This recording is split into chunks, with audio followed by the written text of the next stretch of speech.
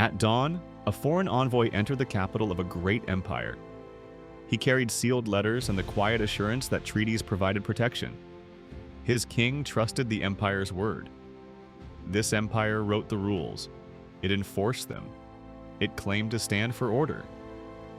By nightfall, the envoy never returned. The emperor announced the detention as justice, not aggression.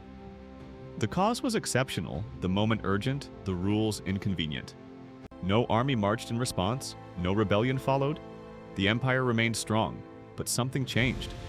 Courts rerouted messengers, diplomats shortened visits.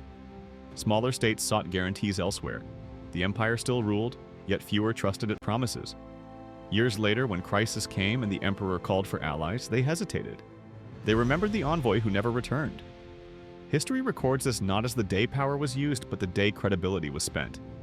Empires repeat this mistake. In the late Roman Republic, laws once restrained force. Over time, emergencies justified exceptions. Client kings were replaced, treaties bent, rivals pressured in the name of stability. By the time Julius Caesar crossed the Rubicon, the Republic had already taught itself that rules yielded to urgency. Civil war followed. Authority endured, but legitimacy did not.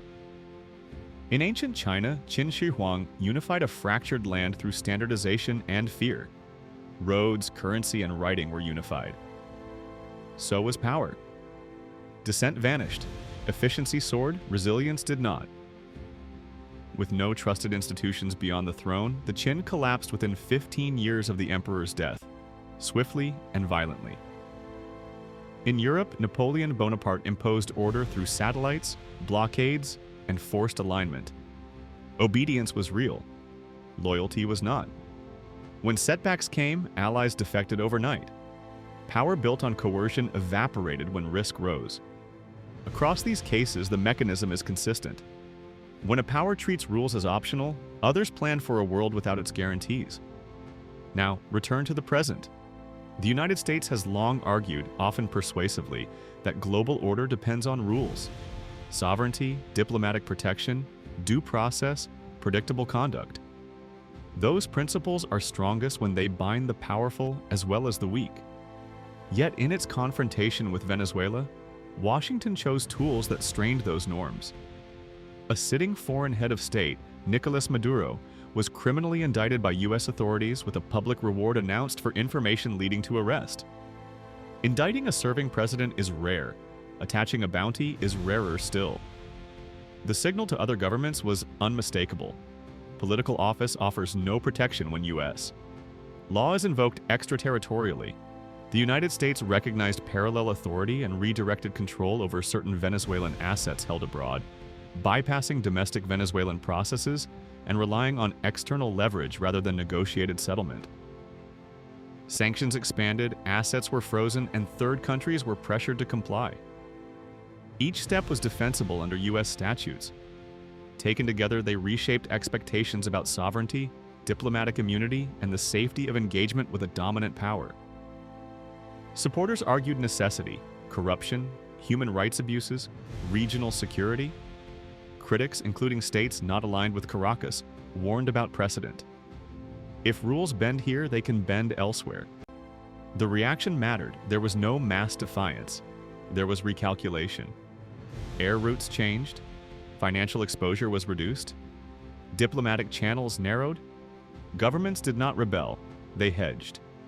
That is how credibility erodes, not with open resistance, but with quiet distance. History shows the cost comes later. When rules appear conditional, alliances become transactional. When diplomacy feels unsafe, channels shrink. When enforcement replaces persuasion, compliance replaces cooperation. Rome learned this when provinces waited for weakness. Napoleon learned it when satellites fled. The Qin learned it when fear could not manage succession. For the United States, the risk is not immediate loss of power. It is the loss of the ability to lead without force. Power rooted in respect attracts partners. Power rooted in fear attracts contingencies. If neighbors fear you, alignment lasts only while dominance does. If neighbors respect you, alignment survives mistakes and time. The ancient envoy did not return. The empire still ruled. but the world had learned how to prepare for it. History's lesson is practical, not poetic. Use power and you may win today. Preserve the rules and others will help you tomorrow. The difference is not strength, it is credibility. And credibility, once spent, takes generations to rebuild. History is still whispering,